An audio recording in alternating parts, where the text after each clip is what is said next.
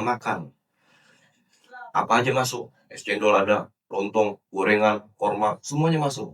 Sampai ngap. Ntar kalau diajakin sholat dan, ayo sholat yuk. Gak ada, ntar dulu masih begah. Sampai maghribnya liwat. Jadi orang puasa kagak sholat. Kan orang puasa kagak sholat kayak orang pakai baju kagak pakai celana, Pak. Pernah, Pak? Coba-coba begitu. Pernah. Ke kantor gitu, pakai baju doang, kagak pakai celana. Paling diomelin satpam paling. Udah lama, Pak, begini, Pak. Gitu. Ke kantor, pakai baju doang, kagak pakai celana. Itu orang puasa kagak pakai sholat, kayak orang pakai baju nggak pakai celana. Gondal kan, pul gondal kan. Coba bayangin dah. Gara-gara makan kebanyakan. Makanya diajarin sama Nabi Shallallahu Alaihi Wasallam, bukan sifatnya mindahin jam makan. Maka ketika buka puasa itu adalah ujian terbesar. Kita lulus apa enggak ujiannya? Setelah seharian full nggak makan, tiba-tiba disuguhi makanan yang boleh kita makan saat itu juga. Tapi Rasulullah memilih untuk makan cuma 3 butir kurma. Kurma itu, Pak, buah dengan nilai gula paling tinggi. Tapi tidak membuat gula darah melonjak tinggi. Kenapa? Seratnya tinggi. Itu gula, itu kurma. Kalau kita makan kurma 3 biji, energinya dapat, tapi kita tidak merasa lemes setelahnya. Ada istilahnya namanya sugar crash. Jadi habis makan yang bergula-gula, tiba-tiba gulanya anjlok. Itu membuat kita jadi lemes. Tapi dengan makan kurma enggak, Pak. 3 butir kurma lumayan buat energi kita sholat tarawih. Ntar habis sholat tarawih baru dah hajar kapan baik dah tuh. Cuman jangan langsung tidur habis itu. Biasanya orang kalau habis makan langsung tidur, Pak, asam lambungnya tinggi. Orang kalau asam lambungnya tinggi, kemana-mana aja tuh, Pak. Makan kagak enak, duduk salah, tiduran salah. Udah pengen mati aja rasanya. Makanya diajarin oleh Rasulullah Shallallahu Alaihi Wasallam, satu harian kita berpuasa, godaan terbesarnya adalah ketika pengen buka. Tadi siang hampir mati, kelaparan. Nah, udah makan habis maghrib hampir mati kekenyangan. Jangan begitu. Dua-duanya salah, dua-duanya salah. Maksudnya dikontrol. Karena kan ini adalah latihan kita untuk mengontrol hawa nafsu. Kemudian ketika kita mendidik mulut kita, yang masuk itu adalah tingkatan puasa paling rendah. Tingkatan puasa paling rendah mendidik mulut agar yang masuk terkontrol. Naik sedikit, Pak, tingkatan kedua mengontrol yang keluar dari mulut, mengontrol yang terlihat oleh mata, mengontrol yang terdengar oleh telinga. Ya.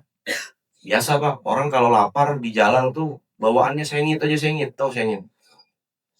Pengen marah mulu, ketusuk sama orang di jalanan. Iya, kalau pulang kerja nih jam 4 kan berbondong-bondong tuh jalan kayak lebat. Wah, salib dikit marah, salib dikit marah, ngajakin ribut. Kayak dia paling jago di jalanan. La ilaha illallah. Apalagi dalam keadaan puasa lagi lapar disenggol, aduh senggol bacok nih. Ya enggak? Itu adalah ujian bagi orang-orang berpuasa. Maka Nabi Shallallahu Alaihi Wasallam punya trik jitu, Pak. Fakul inni soim. Itu baik-baik dengan kata-kata itu, Pak. Fakul inni soim, kata Nabi. Ketika kita lagi dalam keadaan puasa, ada yang coba mencela, ada yang coba mencaci, ada yang coba menggoda kita untuk menaikkan tensi kita. Katakan, kata Nabi, katakan, inni soim. Saya lagi puasa. Itu kata-kata sakti, Pak. Jangan cuma dianggap remeh. Inni soim. Soim itu artinya nahan. Inni soim. Bilang inni soim. Ngomong aja ke diri kita inni soim. Saya lagi puasa. Saya lagi puasa. Itu dengan barokah ucapan Rasulullah Shallallahu Alaihi Wasallam dibikin adem tuh hati kita, Pak. Tapi jangan lupa sholawat ya. Allahumma sholli ala inni soim. Ya Allah, saya lagi puasa. Tolongin saya ya Allah. Jangan sampai saya berkata kasar di jalanan. Jadi emosian di jalanan. Jangan sampai. Jadi itu tarbiyah atau pendidikan kita untuk melatih apa yang keluar dari mulut kita. Kalau tadi kan yang pertama apa yang masuk ke dalam mulut kita. Ini apa yang keluar dari mulut kita. Apa yang terdengar oleh telinga kita. Apa yang terlihat oleh mata kita. Itu dikontrol, dibatasi, dan dididik. Jangan sampai di bulan Ramadan lebih banyak lihat handphone ketimbang lihat Al-Quran. Ya enggak? Kita kebanyakan lihat handphone apa Al-Quran?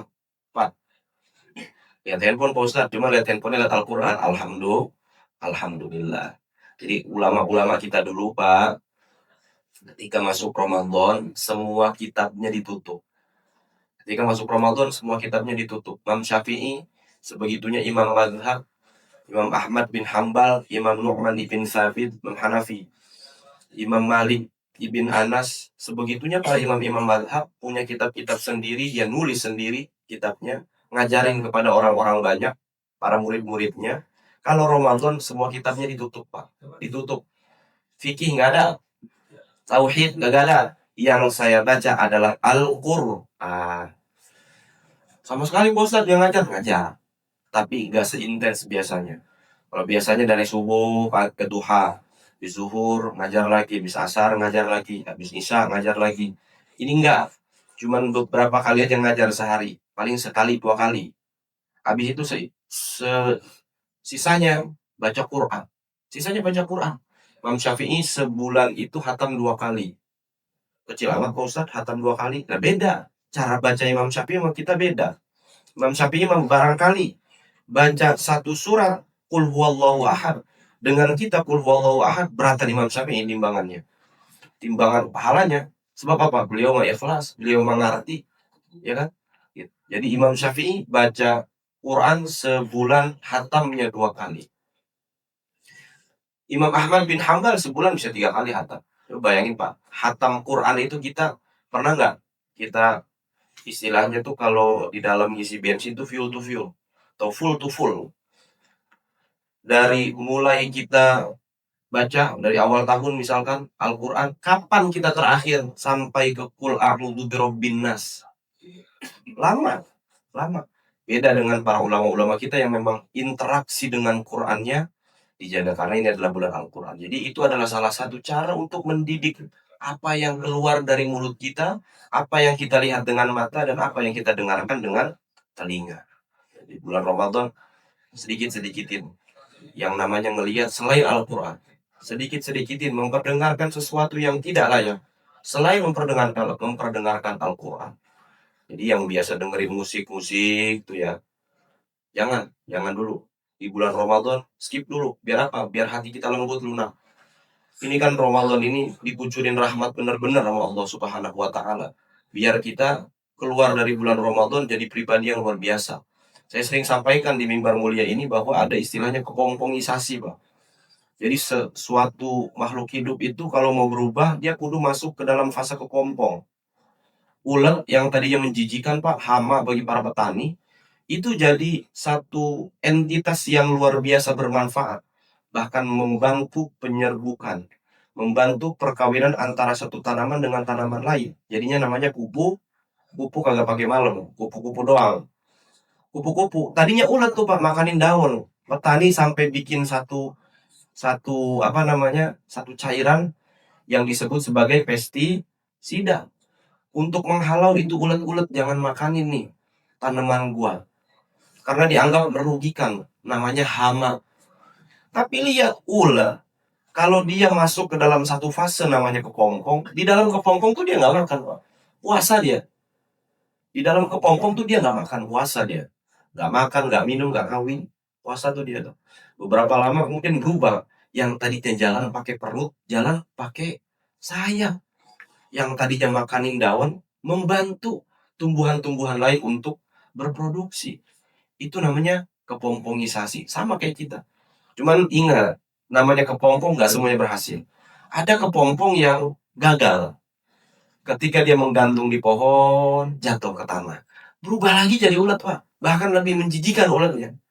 Ada begitu. Coba lihat di Google kan. Kalau nggak percaya mah. Sekarang kita punya guru yang namanya Syekh Google kan. Apa aja tahu. Coba. Jangan sampai kita seperti kepompong yang jatuh ke tanah berubah lebih buruk dari sebelumnya. Man kana yaumuhu syarrun min amsi fahuwa bal'um. Hari ini lebih parah dari hari kemarin, atau hari esok lebih parah dari hari ini, itu terlaknat, terkutuk orang kayak gitu. Nauzubillah min dzalik. Maka kita masuk ke dalam fase kepompongisasi kita nih. Biar keluar kita tadinya jadi ulat menjadi kupu-kupu. Tadinya tidak bermanfaat menjadi penuh bantu. Amin ya rabbal alamin. Mudah-mudahan nasihat yang singkat ini menjadi pelajaran untuk saya pribadi untuk menghadap kepada Allah Subhanahu wa taala, juga menjadi nasihat untuk kita semua agar kita senantiasa mendapatkan keberkahan dari Allah Subhanahu wa taala. Saya ucapkan terima kasih. Mohon maaf hadani Allah wa iyyakum ajma'in. Wassalamualaikum warahmatullahi wabarakatuh.